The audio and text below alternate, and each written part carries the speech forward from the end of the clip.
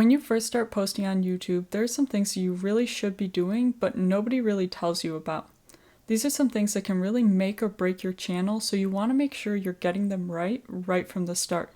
By the end of this video, you'll know these 5 things that you should be doing to guarantee the most success for your channel as quickly as possible. To give you a bit of background on myself, I started posting on YouTube about a year and a half ago, and when I first started out, I started watching some videos on how to do well on YouTube, but generally the information out there is kind of a lot of the same. So I wanted to make this video to talk about some things that nobody really tells you and you really only learn when you go to sit down and start making your videos. I wasted a lot of time when I first started out by not doing these things right from the beginning, so hopefully by making this video I can help you not waste the same amount of time that I did. If I were to make a new channel tomorrow, I would implement these things right from the start, and I think that channel would grow to be pretty successful pretty quickly. So the first thing you're going to want to master when you start posting on YouTube is to just learn how to speak naturally to your camera. I don't know what it is, but something about setting up your camera and having to record yourself speaking is just it makes you so nervous. I'm not talking to anybody right now, but I might as well be presenting to a group of people. That's what it feels like. And you really don't experience this until you actually go and sit down and start recording yourself and trying to talk naturally to your camera. Everything just sounds so robotic and forced. So this is something that I'm actively working on right now, and if you go back and look at my older videos, you'll notice that my voice will go up at random times, or I'll sound super choppy or drag out words or something like that. And those are things that you don't really want to be doing, because when you post a video on YouTube, you want it to just flow naturally. And as someone who watches YouTube yourself, I'm sure you know that the best kind of videos are the ones that you watch and you just feel like you're in a conversation with a friend. You want the video to just seem relaxed and natural, and the conversation to just flow like it would if you were talking to somebody that you knew. It's those kind of videos where you feel like you have a connection with the person that you're watching that makes you want to watch them more and support their channel. So that's kind of the vibe that you want to be going for. So some of the things that I've been doing to help me speak naturally on camera and just be able to carry on a conversation and have it flow naturally, because essentially what I'm doing is just having a conversation with myself. I'm talking to you, but I'm not talking to you. I'm just talking to my camera. So I'm talking to you, but I'm only talking with myself. So something I do to get better at that is just, no matter where I am, if I'm alone, in my car or going for a walk or whatever it may be that I'm doing, I'll just start having a conversation with myself and just practice carrying on the conversation and keeping the thoughts flowing. This has really helped me get thoughts out of my mind quickly and be able to put the thoughts that I'm having into words in the way that I would need to do for a video. So usually if I'm practicing my scripts or trying to come up with ideas for videos, I'll just start talking to myself and just over and over again keep practicing just the way that I'm speaking and presenting in a way that would sound good on video and being able to carry on that conversation with myself. Another thing that you can do to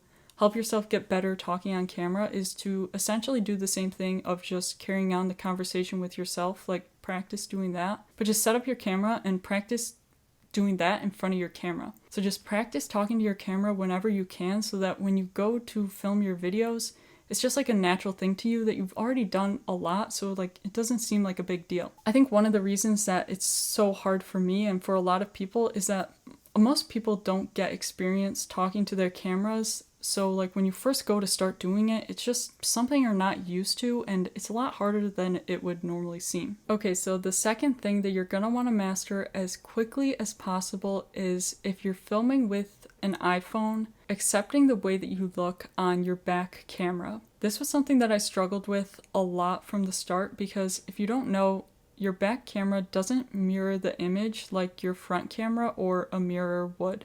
So if you're used to only seeing yourself in your front camera or in a mirror, then when you first see yourself on the back camera for the first time, you're gonna think you look scary and distorted. At least that's what happened to me, and I can't tell you how much time I wasted trying to fix the angle of my phone or the lighting, or just change the way that I was holding my face so that I wouldn't look weird on the back camera. So it takes a long time to kind of get over that and accept that this is how you look on your back camera, and you just need to accept that you're not used to seeing yourself that way.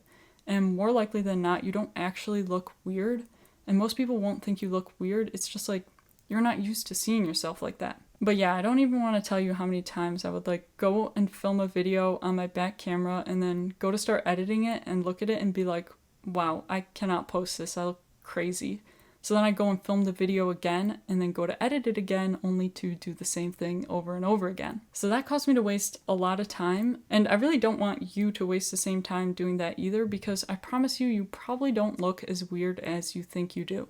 So the third thing to master as quickly as possible is to find a way to present your experiences in a way that's helpful to others. So when people are looking on YouTube, they don't really want to watch videos like about someone's personal life, unless it's somebody that like is already famous or that they already know. Usually on YouTube, people are looking for videos that answer some questions or help them in some kind of way. So the way that I make my videos is I usually start with like my experiences and then try and like present that in a way that provides value to others. So it's difficult to like make the connections of how what you want to talk about will, like how you can connect that to answer some people's questions that they'll be searching for, and like how you can almost spin the presentation to not be talking so much about yourself, but talking about like questions that people would have and answering the things that they want to know. This is difficult as a small creator because there's two like kind of bigger ends of the spectrum that you have to find like a spot in the middle of. So like take this video for example. I could have titled this video like how I gained 300,000 subscribers in 2 months, and then you go and look at my channel and you're like, this is fake. This is just clickbait. She just wants me to watch her video. She obviously does not have 300,000 subscribers. So that's like way on this side of the spectrum where you're just making videos solely to seem like you're answering people's questions, but it's kind of fake. On the other side of things, I could be making a video that's way on this side of the spectrum where I'm like, my experiences with YouTube this far. That's kind of boring and people probably wouldn't want to watch it if they don't already know me. So I try and combine the two ends and pick something in the middle where I'm like, 5 things I wish I knew when I first started on YouTube. That kind of, it still grabs people's attention, but it's not just boring about myself. Like it'll hopefully answer some of your questions and get you to click on this video because you know there's going to be some kind of value in it for you, but you also know that I'll most likely be sharing some of my experiences. So the fourth thing that you're going to want to master when starting your channel is to not copy big creators, but to find your own authentic style. When I watch other videos and look for advice about growing on YouTube, a lot of people would just say to find a big creator and just copy their content and then you'll grow to be as big as them. I really don't agree with this because a lot of the biggest creators out there are in a totally different bracket than us smaller creators are. They already have the advantage of having a big following where people know them and will most likely care what they have to say no matter what it is that they're talking about. Whereas with us, if nobody knows us, then people don't really care what we have to say. Not in like a mean way, but I'm sure you think that too. Like if you see someone who you just don't really know on YouTube and they're trying to make like a personal video about themselves, you most likely aren't going to click on that because you don't know that person, so you just don't really care what they have to say. So I really advise against just going and copying somebody else's videos. Like, trust me, I've tried to do something similar to this and it just does not work as well. Instead, what I like to do is I'll find a big creator that I like and I'll kind of like study their videos. Instead of like just going and trying to copy exactly what they did for their videos, I'll go and study like the commonalities among the videos that I think are helping them get to the point of where they got to be. Like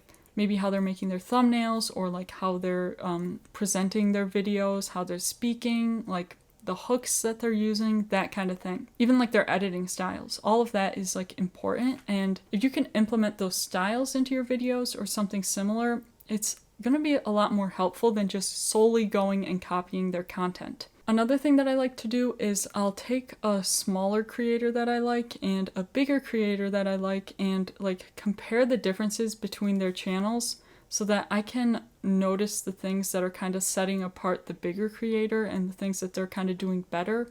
So then I can take those things and implement them into my videos. This is going to be a lot more helpful, and it's going to help you create genuine content over just copying what somebody else is doing. If you think that people won't be interested in watching your videos because nothing sets you apart or makes you special, there are things that set you apart and that make you unique. Every single one of us has unique perspectives, a unique background, unique views, interests, personality. All of that has potential to set you apart from other people and make people interested in watching your content. If you focus on creating high quality content and developing your own authentic types of videos and authentic personal brand, then most likely you will find people who want to watch you and want to support your channel and watch your videos. And you can do all of that without copying anybody else. So the final